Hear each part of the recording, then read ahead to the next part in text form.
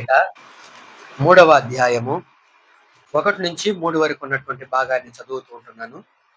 யோவான் எழுதின முதலாவது நிருபம் 3 யோவான் 1-3 వரை. మనము దేవుని పిల్లలమని పిలువబడినట్లు తండ్రి మనకెట్టి ప్రేమను అనుగ్రహించిన చూడుడి. మనము దేవుని పిల్లలమే, ఈ హేతువు చేత లోకము మనలను ఎరగదు ఏలయనగా అది ఆయనను ఎరగలేదు. ప్రియులారా, ఇప్పుడు మనము దేవుని పిల్లలమై ఉన్నాము. మనమిక ఏమవుదుమో అది ఇంకా పడలేదు గాని ఆయన ప్రత్యక్షమైనప్పుడు ఆయన ఉన్నట్లుగానే ఆయనను చూతుము గనక ఆయనను పోలి ఉందమని ఎరుగుదము. ఆయనందు ఈ నిరీక్షణ పెట్టుకుని ప్రతి వాడును ఆయన పవిత్రుడై ఉన్నట్టుగా తను పవిత్రునిగా చేసుకున్నాను. யோவான் எழுதின முதலாவது புஸ்தகத்திலிருந்து 3ஆம் அதிகாரம் 1-3 வசனங்களை படிச்சிருக்கிறோம்.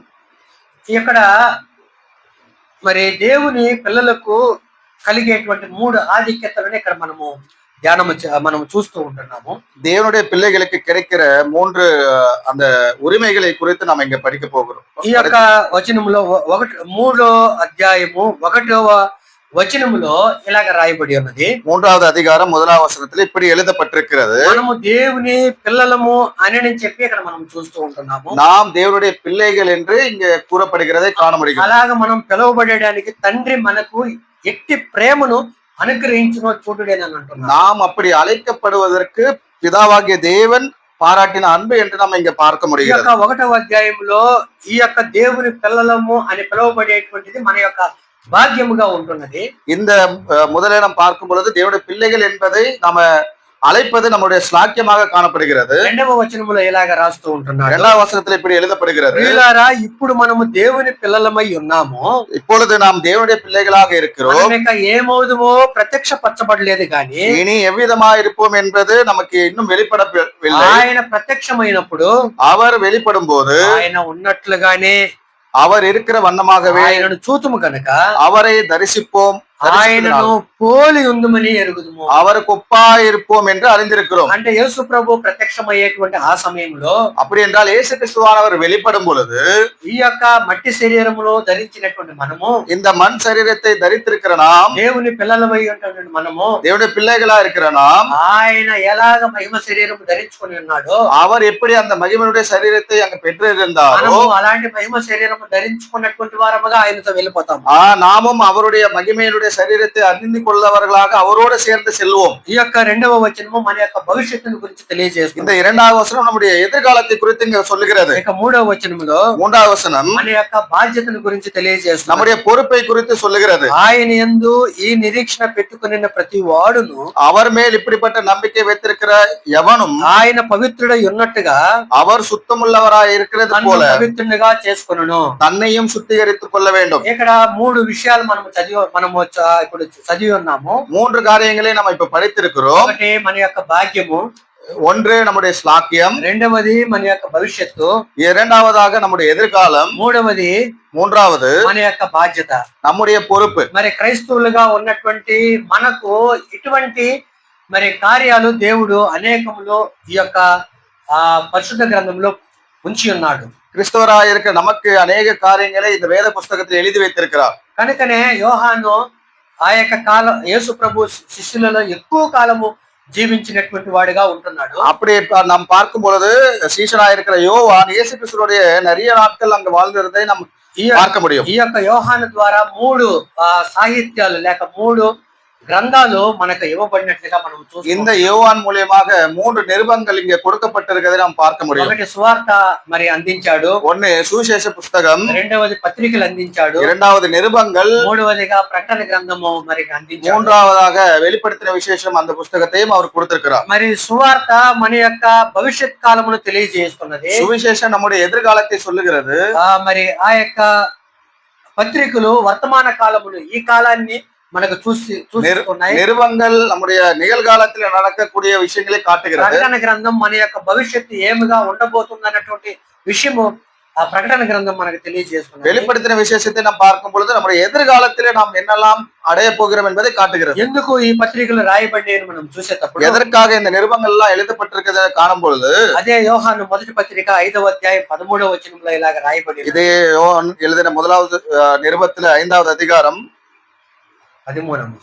13వ వచనத்தை நாம் படிக்கிறோம். దేవుని కుమారుని నామమందు విశ్వాసం ఉంచి మీరు నిత్య జీవము గలవారని తెలుసుకున్నట్లు నేను ఈ సంగతులను మీకు రాయిచున్నానని అంటున్నాడు. உங்களுக்கு நித்திய ஜீவன் உண்டு என்று நீங்கள் அறியவும் தேவத்தின் மேல் நீங்கள் விசுவாசமா இருக்கவும் தேவகுமாரோட நாமத்தின் மேல் விசுவாசமா இருக்கிற உங்களுக்கு இவைகளை எழுதுகிறேன் என்று சொல்லுகிறார். వీటిని రాస్తున్నటువంటి ఉద్దేశం ఏమిటని మనం ఇప్పుడు இது చూసేటప్పుడు எழுதுகிறோடைய அங்க நோக்கம் என்னவென்றால் దేవుని కుమారుని నామమందు విశ్వాసం ఉంచి మీరు నిత్య జీవము గలవారని తెలుసుకోవాలని చెప్పి రాస్తుంది. தேவனுடைய குமாரன் மேல நீங்கள் விசுவாசம் வைக்கிறவர்கள் உங்களுக்கு நித்திய ஜீவன் இருக்கிறது என்பதை நீங்கள் உணர்ந்து கொள்ள வேண்டும். ఎందుకంటే దేవుని పిల్లలుగా పిలువబడినటువంటి మనము தேவனுடைய பிள்ளைகளாக அழைக்கப்படுகிற நாம் మనకు నిత్య జీవాన్ని ఇస్తానని చెప్పి ఆయన వాగ్దానం நமக்கு చేశారు. அங்க தேவன் நித்திய ஜீவனை கொடுப்பார் என்று வாக்குத்தத்தம் பண்ணியிருக்கிறார். మనము చనిపోయిన తరువాత நாம் மரித்த பின்பு లోక ప్రజల వల్ల ఏ ఒక్క నిరీక్షణ లేనటువంటి వారు இந்த உலகத்தார் போல நாம் இந்த உலகத்தார் போல எந்த ஒரு நம்பிக்கை இல்லாதபடி நாம் மறிக்க மாட்டோம். మనకు ఒక నిరీక్షణ ఆయన ఇచ్చాడు. நமக்கு ஒரு நம்பிக்கையை விதைத்திருக்கிறார். ఆయన దేవుని పిల్లలుగా మనల్ని చేసుకుంటున్నాడు. முதலாவதாக அவருடைய பிள்ளைகளாக நம்மளை தீர்த்திருக்கிறார். కనుక ఆ యొక్క పిల్లలుగా మార్చబడినటువంటి మనకు அவருடைய பிள்ளைகளாக மாற்றப்பட்டிருக்கிற நாம் ఆయన నిత్య జీవం ఆయన అనుగ్రహిస్తున్నాడు. அவருடைய பிள்ளைகளாக மாற்றப்பட்டிருக்கிற நமக்கு நித்திய ஜீவனை கொடுக்கிறார். మనము ఆ యొక్క నిత్య జీవాన్ని నమ్మి நாம் அவருடைய పడాలని చెప్పి మనము ఈ పత్రిక ఆయన రాస్తూ ఉంటున్నాం. நாம் அதை விசுவாசித்து நித்திய ஜீவனை பெற வேண்டும் என்று நாம் இந்த நிருபத்தை எழுதுகிறதை காண முடியும். ఎందుకంటే ఈ పత్రిక రాసిన కాలంలో ஏனென்றால் இந்த நிருபத்தை எழுதின நாட்களில் నాలుగు రకమైన వ్యక్తులు సంఘంలో వాళ్ళు ఉంటున్నారు. 4 விதமான நபர்கள் அந்த சபையில இருந்ததாக காண முடியும். మొదటిగా రక్షణ పొందనటువంటి వారు సంఘంలో, முதலாவது குழு ரட்சிப்பை அடையாத ஒரு குழுவாக இருந்தது. రెండవదిగా రక్షించబడినటువంటి వారు సంఘంలో, இரண்டாவது குழுவினர்கள் ரட்சிக்கப்பட்டவர்கள் குழுவினர் இருந்தார்கள். మూడవదిగా రక్షణ పొందామని చెప్పుకుంటున్నారు కానీ వారికి నిజమైన రక్షణ లేదు. மூன்றாவது குழுவினர் அங்க ரட்சிக்கப்பட்டோம் என்று அவர்கள் நினைத்துக் கொண்டார்கள், ஆனால் உண்மையான ரட்சிப்பில்லை. నాలుగవదిగా వాళ్ళు మూడవదిగా రక్షణ పొందలేదు కానీ రక్షణ పొందామని వారిని మోసము చేసుకున్నారు. அங்கே ரட்சிப்பை பெற்றிருக்கிறோம் என்று நினைத்துக் கொண்டு தன்னைத்தானே மோசம் போக்குகிறவர்களும் அங்கே இருந்தார்கள். நான்காவதாக రక్షణ పొందారు కానీ ரட்சிப்பை பெற்றிருக்கிறார்கள், రక్షించబడ్డారో లేదో వారికి తెలియలేదు. ரட்சிப்பை அடைந்திருக்கிறோமோ இல்லை என்று அவர்களுக்கே தெரியாது. ఇలాంటి వారు సంఘానికి చాలా ప్రమాదకరమైన இப்படிப்பட்ட நபர்கள், இப்படிப்பட்ட குழுவினர்கள் சபைக்கு ரொம்ப மிகவும் ஆபத்தானவர்கள். ఇలాగా మొదటి శతాబ్దంలో ఉన్నట్టు సంఘంలో ఉన్న ఇలాంటి వారు ఉన్నారు. இது ஆரம்ப நாட்களிலே இந்த இப்படிப்பட்ட குழுவினர் சபையில இருந்தார்கள், రక్షించబడ్డారు కానీ ரட்சிக்கப்பட்டார்கள். ఆ రక్షణ మరి వారు పొందారో లేదో వారికి తెలవకుండా அவர்கள் ரட்சிக்கப்பட்டார்களோ என்று அவங்களுக்கே தெரியாமல் ఆ యొక్క రక్షించబడినట్టు రీతిలో వారు జీవించారు. ரட்சிக்கப்பட்டதை போல அவர்களுடைய வாழ்நாள் இல்லை. అందుకే ఇక్కడ మరి భక్తుడు రాస్తూ ఉంటున్నాడు. அதனாலதான் தேவனுடைய மனுஷன் இப்படி எழுதுகிறார், దేవుని కుమారుడైన యేసునందు విశ్వాసం ఉంచి నిత్య జీవము గలవారని మీకు రాస్తూ ఉంటున్నాను. நீங்கள் தேவனுடைய மேல விசுவாசம் வைத்து நித்திய ஜீவனை பெறும்படிக்காக நான் இதை எழுதுகிறேன் சொல்கிறார். యేసుక్రీస్తు నామమందు அவருடைய குமாரனாக இயேசு கிறிஸ்து ఉంచడం ద్వారా குமாரனுடைய நாமத்தின் மேல் விசுவாசம் வைத்ததினாலே మనకు ఆ యొక్క నిత్య జీవం మనకు కలుగుతుందని చెప్పి మనం తెలుసుకోవాలి.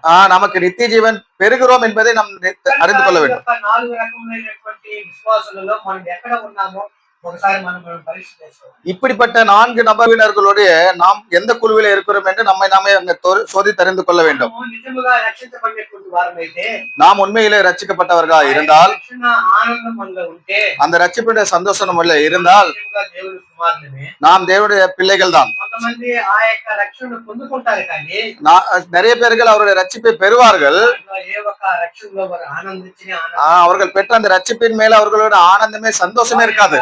కుటుంబాల విషయాలలో చాలా దుఃఖకరముగా వారు మిగిలిపోతుంటారు. அவங்களுடைய குடும்ப விஷயங்களிலே மிகவும் துக்கமான ஒரு கரமாக அவர்கள் மாறிடுவார்கள்.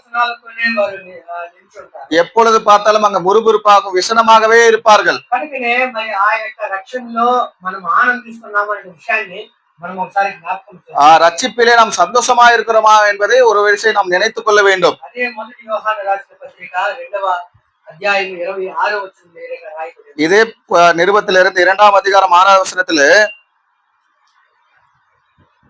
మిమ్మును మోసపరచు వారిని బట్టి ఈ సంగతులు మీకు రాస్తున్నాను అంటున్నాడు. అనుగ్రహించినది ఆయన తానే మనకు వాగ్దానము చేసినటువంటి వాగ్దానము, మిమ్మును మోసపరచు వారిని బట్టి ఈ సంగతులు మీకు రాసి ఉన్నాను అన్నాడు.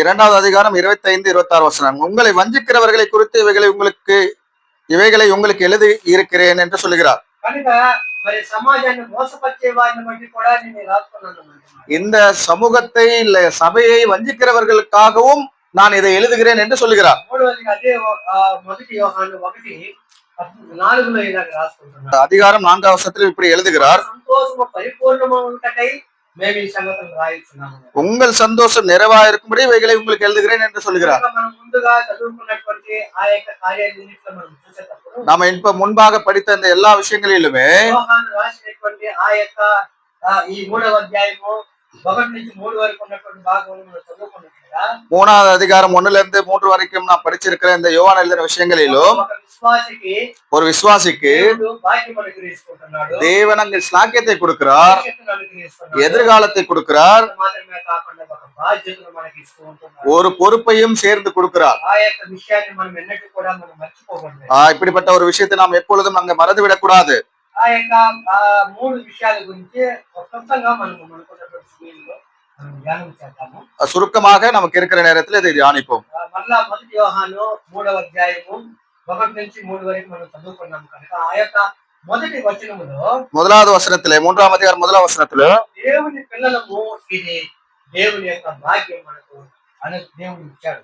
நாம் தேவனுடைய பிள்ளைகள், தேவன் நமக்கு பாராட்டின அன்பு என்று நாம் பார்க்கிறோம். కనుక మనము నిజముగా దేవుని పిల్లలమా అని చెప్పి మనం ఒకసారి మనల్ని మనం పరీక్ష చేసుకోవాలి. உண்மையிலே நாம் நம்மை சோதித்தறிந்து கொள்ள வேண்டும். நாம் தேவனுடைய பிள்ளைகளாக இருக்கிறோமா, మన తండ్రి మన దేవుడేనా అని చెప్పి మనము நம்முடைய தகப்பன் நம்முடைய தேவன் தானா என்று అని మనం ఒకసారి మనం ఆలోచన చేసుకోవాలి. ஒரு விஷயம் நாம் அதை நாம் ஆலோசித்து நினைத்துக் கொள்ள வேண்டும்.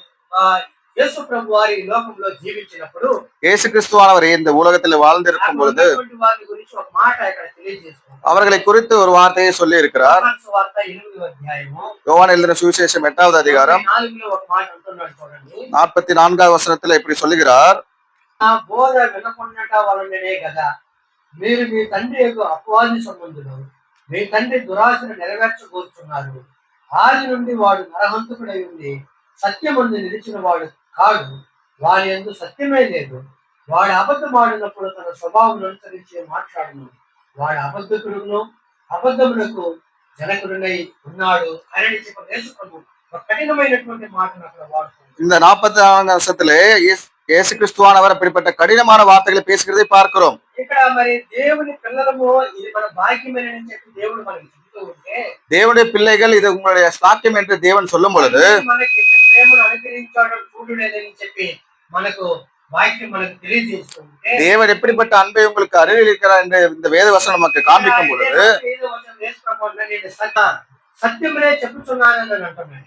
அங்க இயேசு கிறிஸ்துவானவர் சொல்கிறார், நான் சத்தியத்தை சொல்லுகிறேன் என்று சொல்லுகிறார். ఈనాడు మనం సత్యమును వినేదానికి మనం ఇష్టపడటం లేదు. இந்த நாட்களிலே சத்தியத்தை கேட்கிறதுக்கு நாம் விரும்புகிறதில்லை. ఆ యొక్క సత్యమును మనం అనుసరించేదానికి మనం ఇష్టపడటం లేదు. அந்த சத்தியத்தை அனுசரிக்கிறதுக்கு நாம் விரும்புகிறதில்லை. యేసు ప్రభు ఇక్కడ అంటున్నాడు, నేను సత్యమును మీతో మాట్లాడుతున్నానని అంటున్నాడు. இங்க இயேசு கிறிஸ்துவானவர் சொல்றார், சத்தியத்தை நான் உங்களிடத்தில் அறிவிக்கிறேன் என்று சொல்கிறார். ఆ యొక్క సత్యమును మీరు నమ్మినట్లా సత్యం మిమ్మల్ని స్వతంత్రంగా చేస్తుందని చెప్పి அந்த పై వచనాలు అంటున్నాడు. அந்த மேல இருக்கிற வசனங்களை, சத்தியத்தை நீங்கள் அறிந்தீர்களா, அது உங்களை விடுதலையாக்கும் என்று மேல் வசனங்களிலே சொல்லுகிறார். 44వ వచనం యేసు ప్రభు అంటున్నాడు, 44ஆம் வசனத்தில் இப்படி சொல்லுகிறார், మీరు మీ తండ్రి యొక్క అపవాది సంబంధులను, உங்கள் பிதாவாகிய பிசாசானவளால் உண்டானவர்கள் என்று சொல்கிறார். దేవుని పిల్లలమేనా, உண்மையிலே நாம் தேவனுடைய பிள்ளைகள் தானா, మన యొక్క దేవుడు తండ్రిగా ఉంటున్నాడా, நம்முடைய தேவன் அங்க தகப்பனாய், அங்க தேவன் தான் நம்மளுடைய தகப்பனாய் இருக்கிறாரா? పరిసయ్యులను సదుకాయులను చూసి యేసు ప్రభు చెప్పినటువంటి మాటలు వారి నమ్మలేదు కనుక, இந்த பரிசேயர்களும் சதுசேயர்களும் எங்க சொன்ன அந்த வார்த்தைகளை நம்பாததினாலே ఆయన యొక్క కఠినంగా ఈ యొక్క మాట ఉపయోగిస్తున్నారు. அங்கே கடினமாக அவர்களை பேச அங்க நேரிட்டது. మీరు మీ తండ్రి యొక్క అపవాది సంబంధులు, நீங்கள் உங்கள் பிதாவாகிய பிசாசானவளால் உண்டானவர்கள். వాడు ఆ యొక్క మీ తండ్రి దురాశను నెరవేర్చడానికే మీరు నెరవేర్చబోతున్నారని అంటున్నాడు. உங்களுடைய பிதாவாகியனுடைய இச்சைகளை நிறைவேற்றதான் நீங்கள் மனதா இருக்கிறீர்கள் என்று சொல்லுகிறார். అంతేకాకుండా వాడు నరహంతకుడై ఉన్నాడని, அவன் ஆதி முதலுமாக கொலைபாதனாக இருக்கிறான் என்று சொல்லுகிறார். అబద్ధకుడును అబద్ధములకు జనకుడై ఉన్నాడని, அவன் பொய்யனும் பொய்யுக்கு பிதாவாமா இருக்கிறான் என்று சொல்லுகிறார். కనుక మనము నమ్ముకున్నటువంటి ఈ దేవుడు సత్యవంతుడైనని చెప్పి ఆయనను మనము నిజముగా మనం నమ్ముతున్నామా? நாம் நம்பி இருக்கிற நம்முடைய தேவன் அங்க உண்மையிலே சத்தியவான் என்று நாம் நம்புகிறோமா? ఈనాడు లోకమంతా కూడా చూసేటప్పుడు இந்த நாட்களில் இந்த உலகம் எல்லாம் பார்க்கும் பொழுது ఎక్కువ మంది ఈ యొక్క అబద్ధమును నమ్ముకొని వెళ్ళేటువంటి వారి లోకంలో మనం చూస్తున్నాం. அநேகர் அந்த பொய்யை நம்பி போகிறதை நாம் காண முடியும். అబద్ధ లేక ఈ యొక్క అపవాదిని లేక వాడిని అనుసరించేటువంటి వాడి దురాశను అనుసరించేటువంటి వారిని లోకంలో మనం இந்த చూస్తున్నాం. பிசாசனுடைய இச்சைகளை நிறைவேற்றும்படியாக அதை பின்பற்றுகிறவர்களாகவே அங்க காண முடிகிறது. కనుక మనము అలాగ ఉండకూడదని చెప్పి వాక్యం మనకు తెలియజేస్తుంది. நாம் அப்படி நடந்து கொள்ளக்கூடாது என்றுதான் அங்க வேதவசனம் சொல்லுகிறது. వాక్యము మనకి ఎక్కువగా ఒక ఆధిక్యతను మనకు ఆయన ఇస్తూ ఉంటున్నాడు. அந்த தேவனுடைய வசனம் நமக்கு மிகவும் அங்க உரிமையை கொடுக்கிறது. ఇక్కడ అపవాదిని గురించి ఏం దేవుడు తెలియజేసుకుంటున్నాడు? இந்த பிசாசானவனை குறித்து என்ன சொல்லுகிறார்? భక్తుడు అంటున్నాడు, அவன் பொய்யன் என்று சொல்லுகிறார். సత్యము లేదని అంటున్నాడు. அவனிடத்துல சத்தியமே இல்லை என்று சொல்லுகிறார். వాడు నరహంతకుడు అని అంటున్నాడు. அவன் கொலைபாதகன் என்று சொல்லுகிறார். అలాగనే వాడు అబద్ధమునకు జనకుడై ఉన్నాడని చెప్పాడు. அவன் பொய்க்கு பிதாவுமா இருக்கிறான் என்று சொல்லுகிறார். యేసు ప్రభు విషయంలో మనం వచ్చేటప్పుడు இயேசு கிறிஸ்துவிடத்துல நாம் வரும் பொழுது ఆయన నేను సత్యమును చెప్పుతున్నాను అని అంటున్నాడు. அவர் சொல்லுகிறார், நான் சத்தியத்தை அறிவிக்கிறேன், నేనే సత్యమును అని అంటున్నాడు. நான் தான் சத்தியம் என்று சொல்லுகிறார். మనము ఈ యొక్క రెండు వ్యత్యాసాలను ఒక క్రైస్తవులుగా మనం వాటిని పూర్తిగా తెలుసుకోవాల్సినటువంటి వారముగా ఉన్నాం. இரண்டு வித்தியாசங்களை நம்ம அங்க பரிபூர்ணமாக அறிந்து கொள்ள வேண்டியவர்களாக நாம் இருக்கிறோம், விசுவாசிகளா இருக்க. దేవుని దగ్గరకు వస్తే మనం ఏమవుతాము? தேவனிடத்துல வந்தா நாம் என்னவா இருப்போம்? సాతాన్ని అనుసరిస్తే మనం ఏమవుతాము అని అంటే, விசுவாசை అనుసరిத்தால் நாம் என்னவா இருப்போம்? ఆ రెండు విషయాలు మనం చాలా క్లియర్ గా మన జీవితంలో మనం తెలుసుకోవాల్సినటువంటి அந்த இரண்டு விஷயங்களில் நாம் மிகவும் தெளிவுள்ளவர்களாக நாம் இருக்க வேண்டும். దేవుడు మనల్ని ఎన్నటికీ కూడా ఒక సందేహంలో మనల్ని పెట్టే దేవుడు కాదండి. தேவன் எப்பொழுது நம்ம அங்க சந்தேகத்தோட நம்ம பார்ப்பதில்லை, நம்ம அப்படியே அவர் நடத்துவதில்லை. లేక ఒక నిర్బంధంలో మన దేవుడు మనల్ని పెట్టేవాడు కాదండి. ஒரு நிர்பந்தத்திலே நம்ம அங்க நெருக்கி தள்ளுகிறவர் அல்ல. సింపుల్ గా ఒకే ఒక లాజిక్ ఏమిటంటే, அங்க ஒரு யுத்தியை நம்ம அங்க காணும் பொழுது ఆ ఫిలిప్పి పట్టణంలో ఆ యొక్క పౌలు సేనలు ఆ చెరసాలలో కొట్టి వేయబడినప్పుడు, பிலிப்பி பட்டணத்திலே அந்த பவுலும் சீலாவும் அங்க அடித்து சிறைச்சாலையில் அடைக்கப்படும் பொழுது మరి ఆ యొక్క చెరసాల అధికారి ఆ విషయాలన్నీ అక్కడ ఆ యొక్క చెరసాల తెరవబడింది అయిన విషయాలు చూసినప్పుడు, அந்த சிறைச்சாலை அங்க உடைக்கப்பட்டு அங்க எல்லாமே திறந்ததை பார்க்கும் பொழுது దేవుని యొక్క మహాత్మ్యమును ఎరిగి, தேவனுடைய மகிமையை அங்க அறிந்து கொண்டவனாய், అయ్యలారా రక్షణ పొందడానికి నేనేం చేయాలి? ஐயரே நான் ரட்சிக்கப்பட நான் என்ன செய்யப்பட வேண்டும்? సింపుల్గా ఒకే మాట అక్కడ వాడుతున్నాడు. அங்க ஒரு சுருக்கமாக ஒரே ஒரு வார்த்தை சொல்றேன், ప్రభువైన యేసుక్రీస్తు నామమున విశ్వాసం ఉంచు, நீ இயேசு கிறிஸ்து மேலே அவர் மேல விசுவாசம் வை, అప్పుడు నీవును నీ కుటుంబాన్ని రక్షించబడతావు. நீயும் உன் வீட்டாரும் ரட்சிக்கப்படுவார்கள். కనుకనే ద్వితీయోపదేశ కాండము 3వ అధ్యాయము 29వ వచనములో అక్కడ ఆ మోషే రాస్తూ, உபாக புஸ்தகம் 3ஆம் அதிகாரம் 29ஆம் வசனத்திலே மோசே எழுதும் பொழுது, విశ్వాసి నీ భాగ్యం ఎంత గొప్పదో నువ్వు ఎరిగినావా, నీ భాగ్యం ఎంత గొప్పదో అని చెప్పి అక్కడ రాస్తూ ఉంటాడు. விசுவாசியே நீ உன்னுடைய அங்க ஸ்லாக்கியம் எவ்வளவு பெரிதாக இருக்கிறது நீ நினைத்து கொண்டாயா என்று எழுதப்படுகிறது. ఇంటికి వెళ్ళి చదువుకోండి ఆ యొక్క అధ్యాయం అంతా కూడా. நீங்க வீட்டுக்கு சென்று அங்க படித்துக் கொள்ளுங்கள் அந்த அதிகாரம் முழுவதுமாக. ఆ యొక్క బానిసత్వములో ఉన్నటువంటి ఇశ్రాయేలును దేవుడు ఎంత అద్భుతముగా విడిపించాడనే విషయాన్ని అక్కడ రాయబడి ఉంది. அடிமைத்தனத்திலிருந்து அங்க எப்படியாய் தேவன் அங்க விடுதலை ஆக்கினார் என்பதை எழுதப்பட்டிருக்கிறது. అంతేకాకుండా వారికి ఆ యొక్క 40 సంవత్సరాల్లో అరణ్యములో దేవుడు చేసినటువంటి అద్భుత కార్యాలను అక్కడ వివరించి రాస్తూ ఉంటారు. அந்த இஸ்ரேல் ஜனங்களுக்கு 40 வருடம் அந்த வனாந்தரத்திலே தேவன் செய்த அந்த அற்புதங்களை எல்லாமே விவரித்து எழுதுகிறதை காண முடியும். మాట చాలా అందముగా అక్కడ రాయబడి ఉంది చూడండి. ஒரு வார்த்தை அங்க அழகாக இருக்கும் பாருங்கள். 33:29 అదే మాట. ఇశ్రాయేలు నీ భాగ్యం ఎంత గొప్పది, యెహోవా రక్షించిన నిన్ను పోలినవాడు ఎవడు? உபாகம புஸ்தகம் 33:29 வசனம். இஸ்ரவேலே நீ பாக்கியவான், கர்த்தரால் ரட்சிக்கப்பட்ட ஜனமே உனக்கு ஒப்பானவர் யார்? ఇక్కడ మరి వీరు పొందినటువంటి విడుదల శారీరకమైనటువంటి విడుదల, இவர்கள் பெற்ற அந்த விடுதலை சரீர பிரகாரமான விடுதலை, శారీరకమైనటువంటి బానిసత్వములో నుంచి వారికి విడుదల, சரீர பிரகாரமாக இருந்த அந்த அடிமைத்தனத்திலிருந்து விடுதலை. యేసుక్రీస్తు మనకి ఇచ్చినటువంటి విడుదల ఆత్మ సంబంధమైనటువంటి. ஆனால் இயேசு கிறிஸ்துவானவர் நமக்கு கொடுத்திருக்கிற விடுதலை அங்க ஆவிக்குரியதான ரட்சிப்பாக காணப்படுகிறது. కనుక మరి మన ఈ ఇశ్రాయేలు అనేటువంటి పేరు దగ్గర మన పేరు పెట్టుకున్నాం.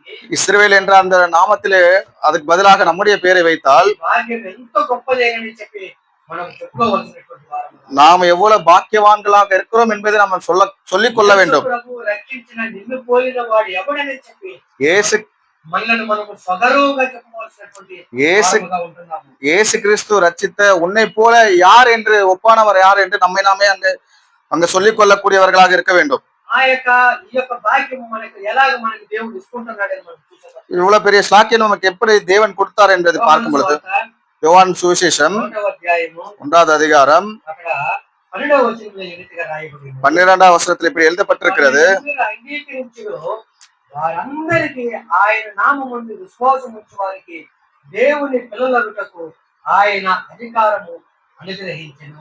அவரை ஏற்றுக்கொண்ட எல்லாருக்குமே, அவர் மேல் விசுவாசம் வைக்கிற எல்லாருக்குமே தேவனுடைய பிள்ளைகள் ஆகும்படியாக அதிகாரம் கொடுத்திருக்கிறார். చూడండి, ఆయన నామమునందు విశ్వాసం ఉంచిన తోడనే அவருடைய மேல அவருடைய நாமத்தின் மேல் விசுவாசம் வைத்ததுனாலே వెంటనే ఆయన తన బిడ్డగా ఆయన మనల్ని స్వీకరించుకున్నాడు. உடனே அவருடைய பிள்ளைகளாக நம்மை அங்கே தீர்க்கிறார். ఇక్కడ ఏ ఒక ఆలస్యము లేదు, அங்க எங்க தாமதம் இல்லை. వెంటనే తన బిడ్డలుగా ఆయన స్వీకరించుకున్నాడు. உடனே அவருடைய பிள்ளைகளாக நம்மை தத்தெடுக்கிறார். సువార్త విని அங்க சுவிசேஷத்தை கேட்டு మన యొక్క జీవితంలో మనం చేసినటువంటి పాపాల నిమిత్తము ఆ యొక్క పశ్చాత్తాపపడి நம்முடைய பாவத்தை நிமித்தமாக அந்த பாவ மன்னிப்பை அடைந்து ఆయన దగ్గర మన పాపాలు ఒప్పుకునేటప్పుడు நம்முடைய பாவங்களை அவரிடத்துல ஒப்பு கொடுக்கும் பொழுது పాపాలన్నింటినీ కూడా క్షమించే దేవుడిగా ఉంటున్నాడు. அவர் நம்முடைய பாவங்களை எல்லாம் மன்னிக்கக்கூடியவரா இருக்கிறார். పాపాలన్నింటినీ ఆయన క్షమించి వేసి நம்முடைய பாவங்களை எல்லாம் அவர் மன்னித்து விட்டு தன்னுடைய பிள்ளைகளாக அவரை ஏற்றுக்கொள்கிறார். లోకములో ఒక సముద్రం వంటి లోకము, இந்த உலகம் இந்த சமுத்திரம் போல காணப்படுகிறது. ఎంతో మంది మహాను గొప్పవారు ఉంటున్నారు. இந்த உலகத்திலே பெரிய பெரிய நம்ம விட பெரிய எல்லாரும் இருக்கிறார்கள். వారికి లేనటువంటి ఒక ధన్యత, அவருக்கு இல்லாத ஒரு பாக்கியம், వారికి లేనటువంటి ఒక శ్లాఘ్యత, அவருக்கு கிடைக்காத இந்த ஒரு நல்ல ஒரு இடம் మనకు దేవుడు మనకు అనుగ్రహించాడు. தேவன் நமக்கு கொடுத்திருக்கிறார். మనల్ని వేరు చేశాడు. உலகத்தில இருந்து நம்மை அவருக்காக பிரித்து எடுத்திருக்கிறார். ఆయన నామమునందు విశ్వాసం ఉంచినటువంటి మనకు దేవుని పిల్లలయ్యేటువంటి అధికారం మనకి ఇస్తూ ఉంటాడు. அவருடைய நாமத்தின் மேல விசுவாசம் வைத்திருக்கிற ஒவ்வொருவருக்கும் அங்க பிள்ளைகளாகும்படியாக அதிகாரம் கொடுத்திருக்கிறார். మన దగ్గరే ఉంటున్నది. அங்கே தாமதம் என்றால் நம்மிடத்துல தான் இருக்கும். ఎందుకంటే చాలా సార్లు వాక్యం వింటాము, దాన్ని చెవులో విని చెవులో వదిలిపెట్టేస్తాము. நிறைய நேரங்களில் தேவனுடைய வசனத்தை கேட்போம், இந்த காதலை விட்டு இந்த காதல அங்க போய்விடும். 2000 సంవత్సరాలుగా మనం చూస్తూ వస్తుంటే இந்த 2000 ஆண்டுகளாக நாம் காணும் பொழுது సంఘ చరిత్రలో சபையினுடைய வரலாறிலே వాక్యానికి తక్కువ లేదు, அங்க வசனம் இங்க குறைவில்லை, చెప్పేటువంటి దేవుని సేవకులకు తక్కువ లేదు, இந்த வசனத்தை போதிக்கவருடைய அங்க பரிசுத்தவான்களுக்கு அங்க குறைவில்லை, తక్కువ లేదు, இந்த கூட்டங்களுக்கு குறைவில்லை.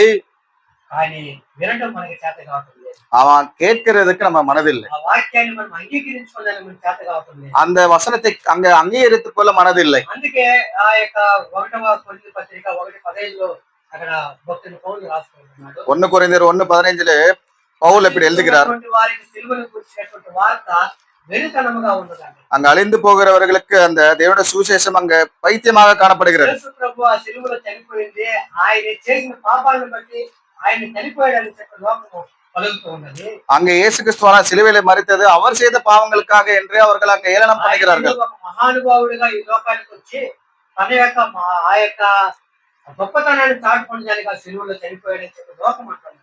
ஒரு மகனாக வந்து அவருடைய தன்னுடைய பெருமையை நிலைநிறுத்த அந்த சிலுவையிலே மரித்தார் என்று இந்த உலகம் சொல்லுகிறது. కూడా లోకము యేసు ప్రభు రక్షకుడిగా అంగీకరించడం లేదు. இந்த நாட்களுக்கு கூட அந்த இயேசு கிறிஸ்துவான உலக ரட்சகர் என்று அங்கு ஏற்றுக்கொள்கிறது இல்லை. కానీ మనకు దేవుడు ఆ యొక్క భాగ్యాన్ని మనకి ఇచ్చాడు. ஆனால் தேவன் நமக்கு இப்படிப்பட்ட ஸ்லாக்கியத்தை கொடுத்திருக்கிறார். భాగ్యం ఏమిటంటే ఆలస్యం కానటువంటి భాగ్యం. இந்த ஸ்லாக்கியம் அங்க தாமதமாகாத ஸ்லாக்கியம். ఆలస్యమైన ఉంటే అది మన దగ్గరే ఉంది. அங்க தாமதம் என்றால் நம்மிடத்தில் தான் இருக்கும். ఎంతో వాక్యం విన్నా కానీ మనసులో కదలవు. எவ்வளவு வார்த்தைகள் கேட்டாலும் நம்முடைய மனது அங்க கரைகிறது இல்லை. அவரை ஏற்றுக்கொள்வதற்கு மனதில்லை. ఎప్పుడైతే ఆయన అంగీకరిస్తామో, நாம் எப்பொழுது அவரை ஏற்றுக்கொள்கிறோமோ, విశ్వాసం ఉంచి ఆయన அவர் மேல அவருடைய நாமத்தின் மேல விசுவாசம் வைக்கிறோமோ, వెంటనే దేవుడు మనకు ఆయన పిల్లలయ్యేటువంటి అధికారం మనకి ఇస్తున్నాడు. உடனே அவருடைய பிள்ளைகளாக நமக்கு அதிகாரம் கொடுக்கிறார். ఈ యొక్క వాక్యం అంగీకరించినటువంటి వారి గురించి వాక్యం ఏం చెప్తుందంటే, దేవుడు వారిని భ్రష్ట మనసుకు అప్పచెప్పాడు. தேவன் அவர்களுக்கு அருவருப்பானவர்களுக்கு ஒப்பு கொடுத்தார் என்று ரோமர் நிருபத்துல 1:28 చాలా பார்க்கிறோம். మంది మనం మాట్లాడితే వారు మన దగ్గర తగ్గిస్తూ ఉంటారు. நிறைய பேர் இடத்துல நாம் பேசும்பொழுது அவர்கள் நம்ம விவாதம் பண்ணிக் கொள்வார்கள். దేవుడు అంటే చూపి தேவன் என்றால் காண்பீங்க, ఆయనంటే నాకెందుకు ఈ కష్టాలు, அவர் என்றால் என்ன ஏன் இவ்வளவு கஷ்டம். అనేక రీతిలుగా దేవుణ్ణి మనము ఆ ఆ దేవుణ్ణి మనం హింసించే రీతిలో లేక ఆయన శోధించే రీతిలోనే చాలా మంది ప్రవర్తించేది మనం చూస్తాం. நிறைய நபர்கள் அவரை சோதிக்க வண்ணமாகவே அவரை ஏளனம் பண்ண வண்ணமாகவே அவர்களை அங்கு சொல்லுகிறதை காண முடியும். కానీ ఆయన నామముందు ఎప్పుడైతే మనం విశ్వాసం ఉంచుతామో, ஆனால் அவருடைய நாமத்தின் மேல் நாம் எப்பொழுது விசுவாசம் வைக்கிறோமோ, ఈ లోక విషయాలన్నీ కూడా ఒక పక్కన పెట్టేసి இந்த உலகத்தினுடைய காரியங்கள் எல்லாம் ஒரு ஓரமாக வைத்தால், దేవుని మాత్రం మనం నమ్మి இவருடைய வசனத்தை மட்டும் நாம் ஏற்றுக்கொண்டால், 12వ వచనంలో మనం చదువుకున్న ఆయన అంగీకరించినటువంటి వారు அவரை అంగీకరిத்தவர்களுக்கு వెంటనే ఆయన పిల్లలయ్యేటువంటి అధికారం ఉంది. உடனே அவருடைய பிள்ளைகளாக அதிகாரம் கொடுத்திருக்கிறார். ఆ యొక్క పిల్లలైన ఆ అధికారం తర్వాత அவர் பிள்ளைகளுடைய அதிகாரம் கிடைத்த பின்பு కూడా ఆయన ఏర్పాటు చేసుకుంటారు. உடனே நமக்கு ஒரு எதிர்காலத்தை கொடுக்கிறார். ఆ యొక్క భవిష్యత్తునే మనం ఆ యొక్క 2వ వచనంలో మనం చూసాం.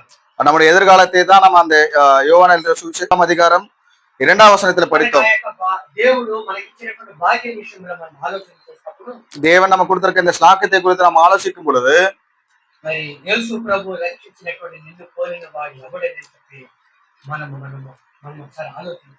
இயேசு கிறிஸ்து ரட்சித்தது போல வேற ஒப்பானவன் யார் என்று நம்மை நாமே ஆலோசித்துக் கொள்ள வேண்டும். రక్షించినటువంటి యేసు ప్రభు పోలినటువంటి వాడు ఎవరు ఈ లోకంలో లేరు. உன்னை என்னும் ரட்சித்த இயேசு கிறிஸ்துவானவர் போல இல்ல, இப்படிப்பட்ட நபர்களை போல யாருமே இல்லை என்று பார்க்கிறோம். ఒక కాలంలో ప్రభువు నమ్మని కాలంలో అబద్ధం వెంట పరిగెత్తాము. நாம் ஒரு விஷயம் அங்க அவரை ஏற்றுக்கொள்ளாத நேரங்களில் பொய்யை நோக்கி ஓடிக்கொண்டிருந்தோம்.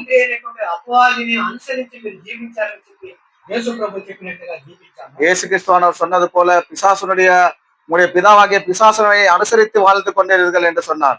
కానీ మనం ఎప్పుడైతే ఆయన అంగీకరించామో, ஆனால் இப்பொழுதோ நாம் அவரை எப்போ அங்கீகரித்தோமோ మరి ఆయన పిల్లలముగా ఇప్పుడు మనం చేయబడ్డాము. அவருடைய பிள்ளைகளாக தீர்க்கப்பட்டிருக்கிறோம். అది ఎలాగ ఆయన పిల్లలుగా మనం తీర్చబడ్డామని, எப்படி அவருடைய பிள்ளைகளாக நாம் தீர்க்கப்பட்டோம் என்றால், ఆయన మరి తన యొక్క ప్రాణమును పెట్టి அவர் தன்னுடைய ஜீவனை கொடுத்து తన యొక్క రక్తము చిందించి அவருடைய ரத்தத்தை சிந்தி మనను విమోచించినట్లుగా మనం చూస్తున్నాం. நம்மை விடுதலையாக்கினார் என்று காணுகிறோம்.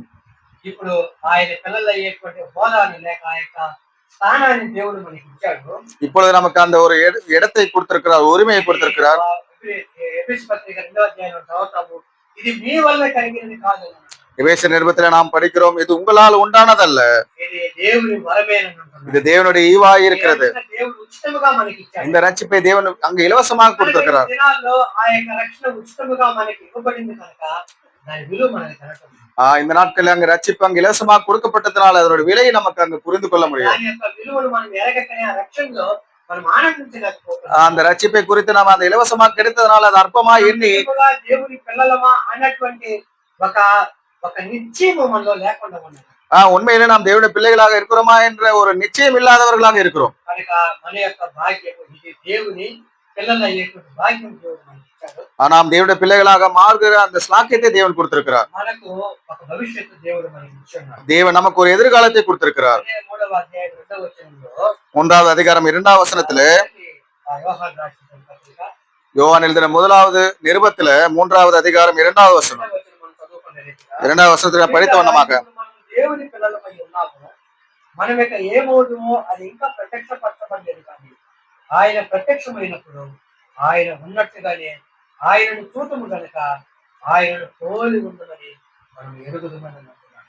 பிரியமானவர்களை, இப்பொழுது தேவனுடைய பிள்ளைகளா இருக்கிறோம், இனி எவ்விதமா இருப்போம் என்று இன்னும் வெளிப்படவில்லை. ஆகிலும் அவர் வெளிப்படும் போது அவர் இருக்கிற வண்ணமாகவே நாம் அவருக்கு ஒப்பா இருப்போம் என்று அறிந்திருக்கிறோம். ఈ యొక్క విషయంలోకి మనం చూస్తే இந்த விஷயங்களுக்கு நாம் வந்தால் తెస్సలోనికీయులకు రాసిన పత్రిక 4వ అధ్యాయం தெசலோனிக்கேயருக்கு எழுதின 1வது நிருபம் 4வது வசனத்திலே 16வது வசனத்திலே, ఆర్భాటముతోను ప్రధాన దూత శబ్దంతోను దేవుని బోరతోను పరలోకము నుండి ప్రభు దిగి వచ్చును.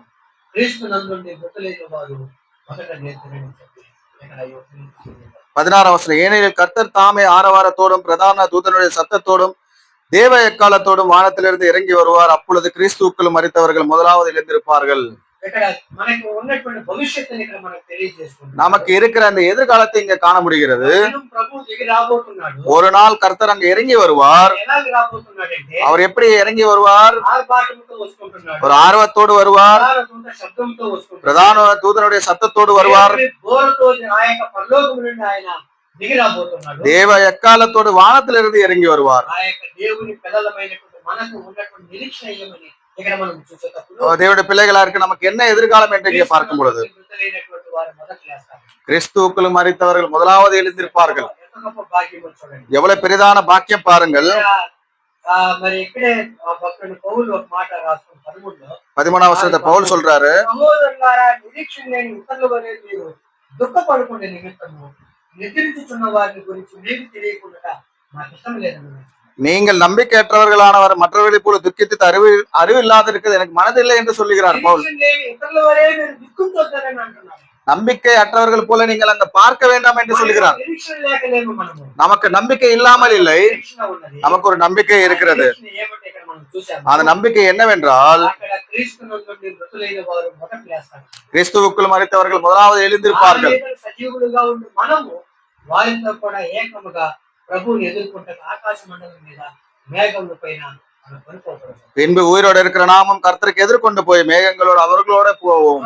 దేవుని పిల్లలుగా ఈ లోకంలో జీవించి ప్రభు వచ్చే దినము కంటే ముందుగా చనిపోయినటువంటి వారు அங்கே இயேசு கிறிஸ்துவானவர் வரும் பொழுது அங்கே கிறிஸ்துவுக்குள் முன்பாக மரித்தவர்கள் వారు మొదట లేస్తారు. முதலாவது அவர்கள் எழுந்திருப்பார்கள். ఈ యొక్క భవిష్యత్తు దేవుడు మనకి ఇచ్చున్నాడు. இந்த ஒரு நம்பிக்கை எதிர்காலத்தை குறித்து நமக்கு கொடுத்திருக்கிறார். ఇంత అంతమైపోయేది కాదు. இந்த உலக வாழ்க்கை இதோட முடிகிறது. ఈ లోకంలో మనం జీవించే ఒక తాత్కాలికమైనటువంటి இந்த உலகத்தில் நாம் தற்காலிகமாக வாழ்ந்து கொண்டிருக்கிறோம். నిజమైనటువంటి జీవితం కాదు. இது உண்மையான ஒரு வாழ்க்கை அல்ல. మరణము తర్వాత మనకు ఒక జీవితం ఉన్నది. மரணத்தை தாண்டி நமக்கு ஒரு வாழ்க்கை இருக்கிறது. నిత్య జీవం ఉన్నది. அங்க நித்திய ஜீவன் இருக்கிறது. శిక్ష ఉన్నది. நித்திய அங்க தண்டனையும் இருக்கிறது. పరలోకం ఉన్నది. பரலோகம் இருக்கிறது. పాతాళం ఉన్నది. பாதாளமும் இருக்கிறது. ఈ విషయాన్ని విశ్వాసమైనటువంటి మనం చాలా తేటగా మనం తెలుసుకోవాలి. விசுவாசிகளா இருக்கிற நாம் தெளிவாக தெரிந்து கொள்ள வேண்டும்.